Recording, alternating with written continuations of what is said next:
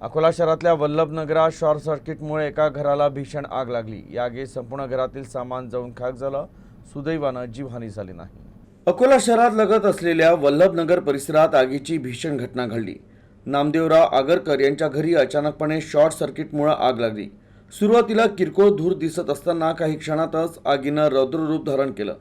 या आगीत पूर्ण घर आगीच्या भक्ष्यस्थानी सापडलं। धान्य, कपडे, घरगुती वस्तू, लहान चक्की आणि अनेक संसारोपयोगी वस्तू या आगीत जळून खाक झाल्या। घरात असलेल्या सिलेंडरचा स्फोट झाल्यानं आग वेगानं पसरली आणि घराच्या भिंतीलाही तडे गेले। घटनेनंतर शेजाऱ्यांनी तत्काळ धाव घेतली, तसंच अग्निशमन दलालाही पाचारण करण्यात आलं। या अपघातात कोणतीही जीवहानी झाली नाही, मात्र लाखोंचं नुकसान झालं आहे। तर ही आग नेमकी कशामुळे लागली असावी याचा तपास सुरू आहे।